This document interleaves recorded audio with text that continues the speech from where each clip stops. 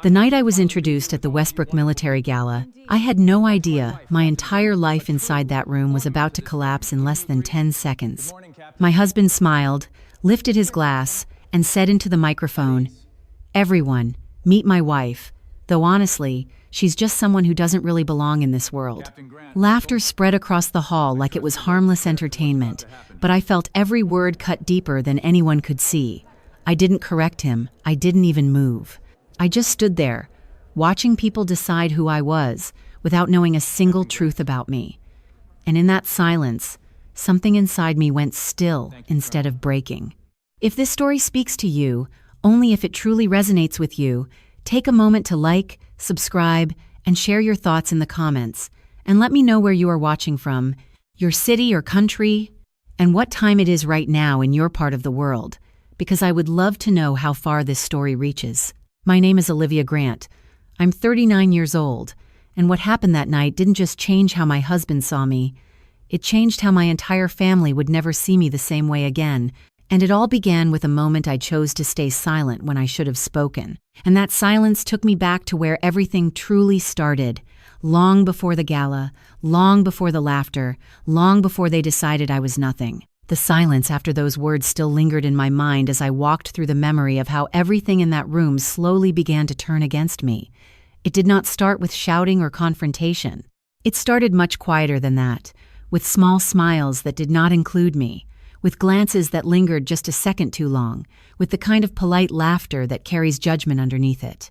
My husband, Michael Turner, stood at the center of it all, comfortable in a way I had not seen in months, as if he had already decided the version of me that was allowed to exist in front of his colleagues, his friends, and his family. He introduced me as if I were a passing detail in his life, rather than the woman who had stood beside him through years of deployments, relocations, and long nights where silence was the only thing between us.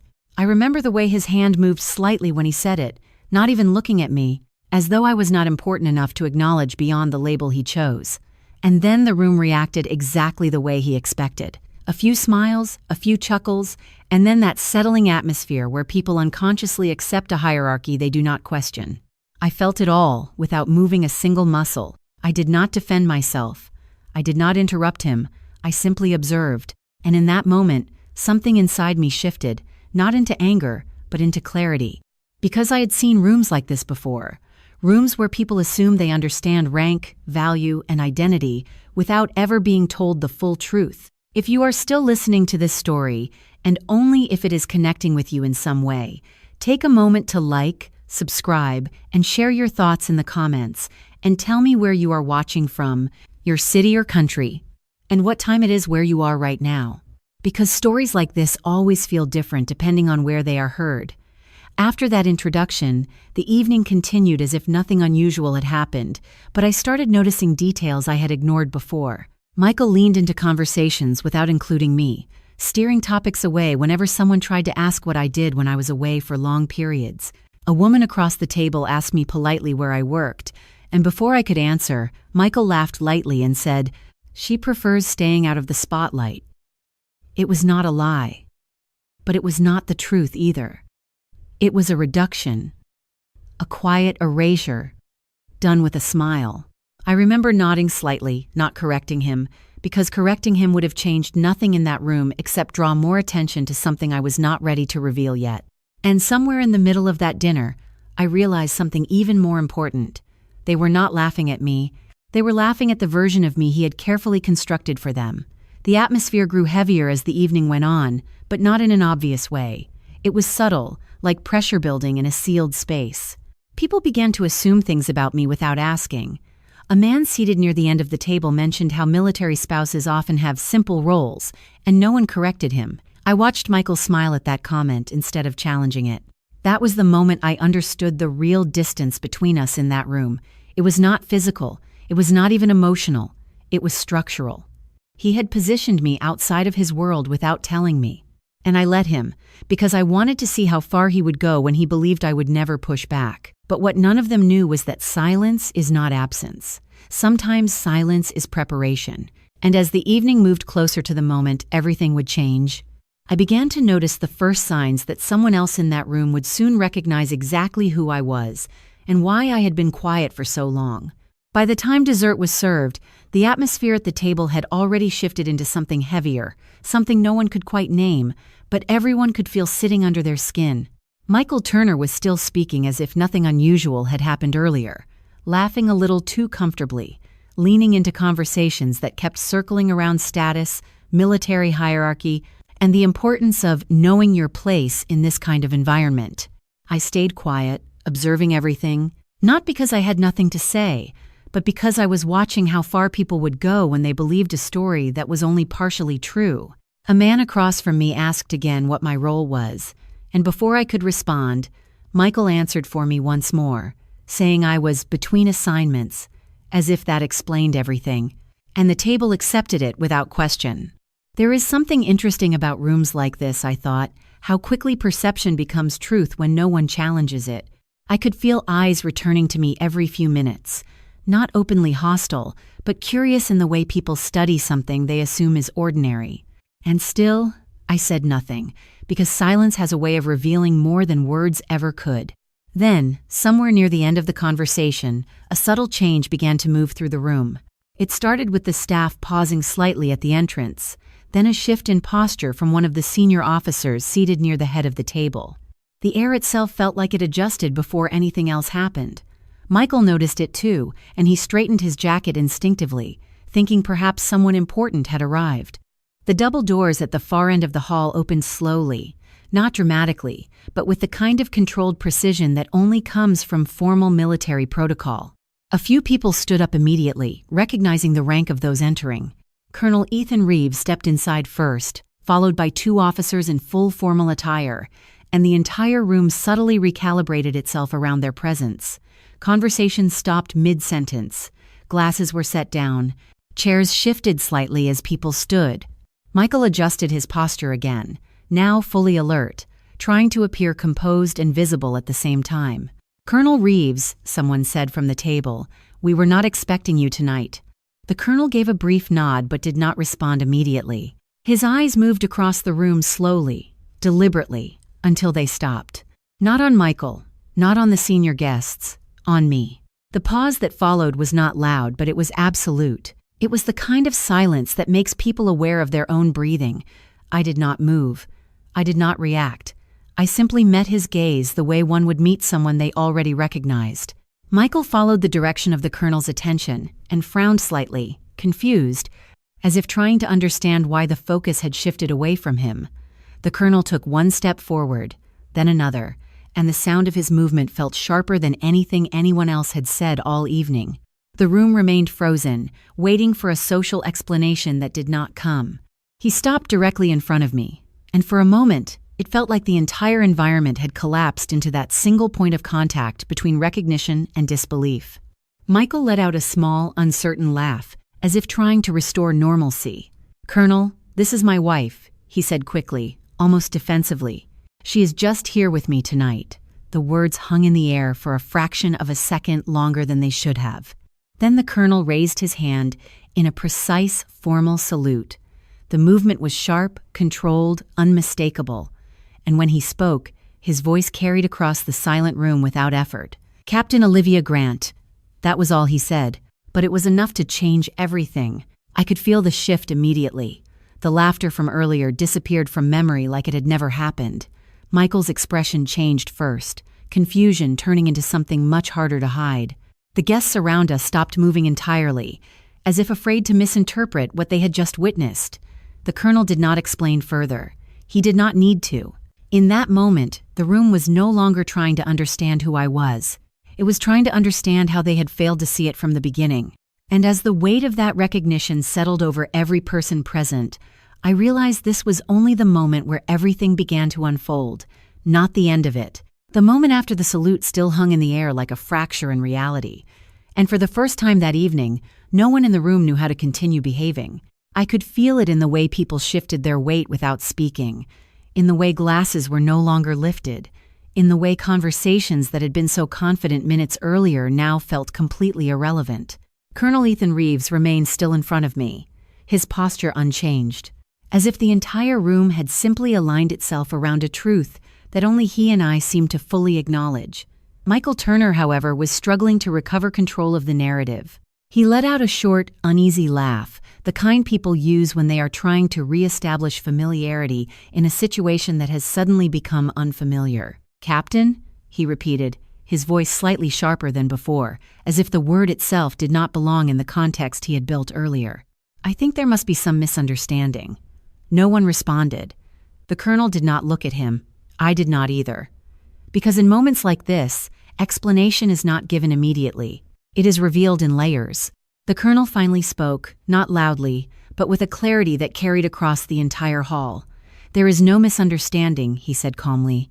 "Captain Olivia Grant has been under classified operational command for the last several years."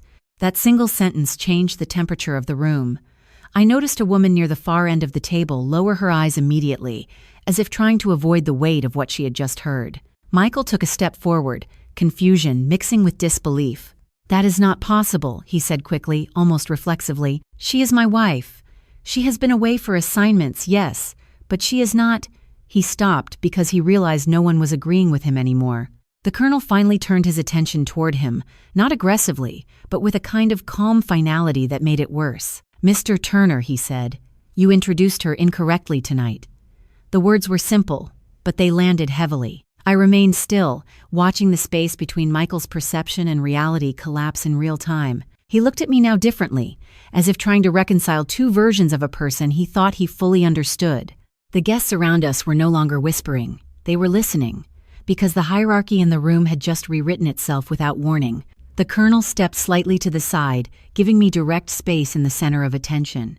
"Captain Grant led multiple cross-unit coordination operations under direct federal command," he continued.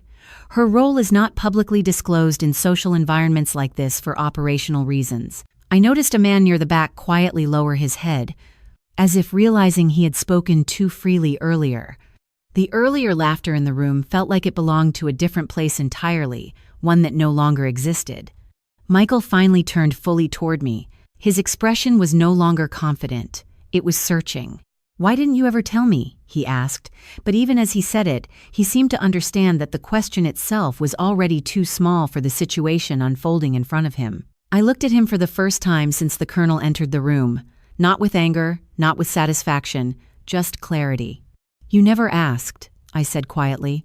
That was all it took for the conversation to end without anyone realizing it had ended. The room stayed frozen, not because of shock anymore, but because everyone was recalculating every assumption they had made since the moment they walked in. And in that silence, I realized something simple but final. They had not been reacting to me all night. They had been reacting to an incomplete version of me they had created on their own. And now, for the first time, that version no longer had the power to stand. The silence in the room did not break after my words. It only deepened, as if everyone was now carefully measuring what could and could not be said in the presence of what had just been revealed. Michael Turner stood motionless for a moment, his eyes shifting between me and Colonel Ethan Reeves, as though trying to find a version of reality where he had not just been corrected in front of every important person in that room. I could see the struggle in his expression, not anger yet, but something more uncomfortable, something closer to uncertainty collapsing into recognition. The colonel remained composed, his hands relaxed behind his back, his presence still anchoring the room in a structure that no one dared to challenge.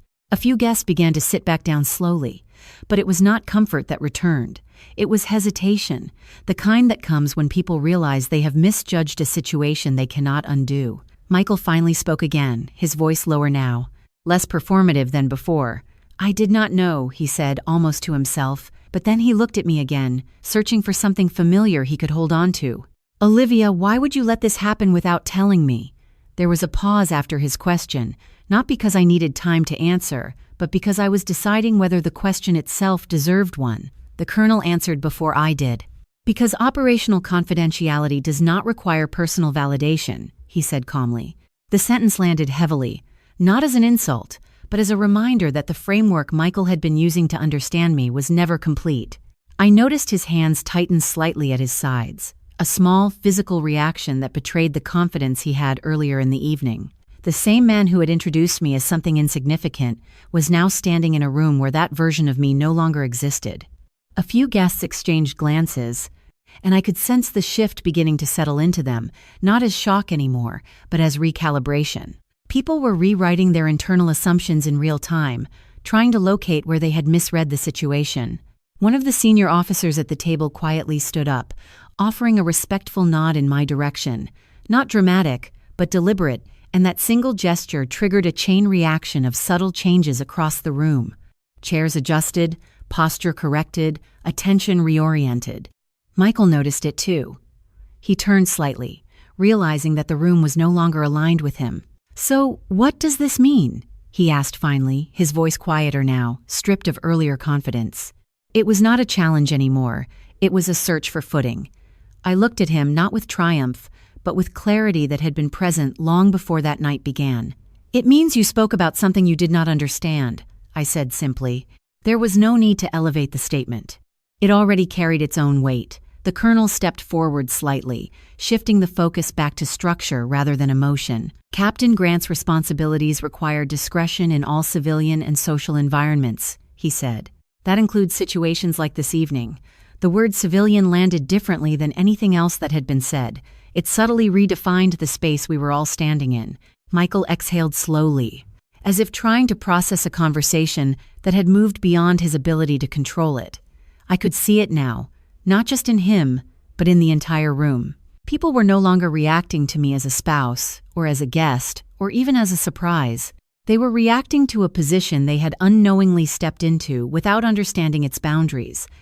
And that realization carried a quiet weight of its own. No one spoke for several seconds. Even the sound of movement seemed reduced, as if the room itself was adjusting its volume. The colonel finally gave a small nod, not to me this time, but to acknowledge that the necessary information had been established. Michael looked at me one more time, and for the first time that night, there was no attempt to define me incorrectly, only recognition that he had failed to see what had always been there. And in that silence, I understood something that did not need to be spoken. The moment was no longer about correction or explanation. It was about consequence, not loud or dramatic, but permanent in the way people remember what they learned too late. In the days that followed that night, life did not return to what it had been. It simply settled into something quieter, something more honest, as if a layer of illusion had finally been removed from everything I thought I knew. Michael Turner and I spoke less after the gala, not out of anger, but out of a kind of distance that forms when two people realize they have been seeing different versions of the same life for too long. There was no dramatic ending, no loud confrontation after the guests left, only a slow understanding that some truths cannot be unseen once they are revealed in front of the right eyes.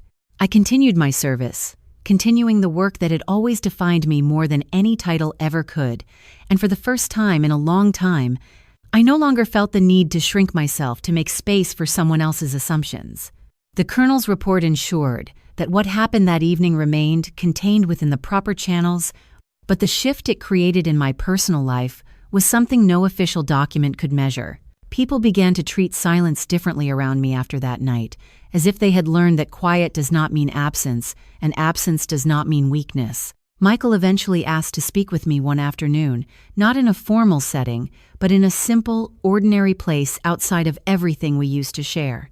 He did not argue, he did not defend the past, he simply said he wished he had asked more questions instead of making assumptions. And I realized then that regret does not always fix what is broken, but it can sometimes prevent the same mistake from being repeated in someone else's story. I told him I was not angry anymore, just different, and that sometimes love does not disappear, it simply changes shape when respect is no longer present. After that, I learned something I had spent years ignoring, that being seen correctly is not a privilege, it is a necessity. Too often we allow people we love to define us in incomplete ways, and we mistake their comfort with our silence as acceptance. But silence, I learned, is not always peace. Sometimes it is surrender, and the moment I stopped surrendering my identity, I began to understand what freedom actually feels like.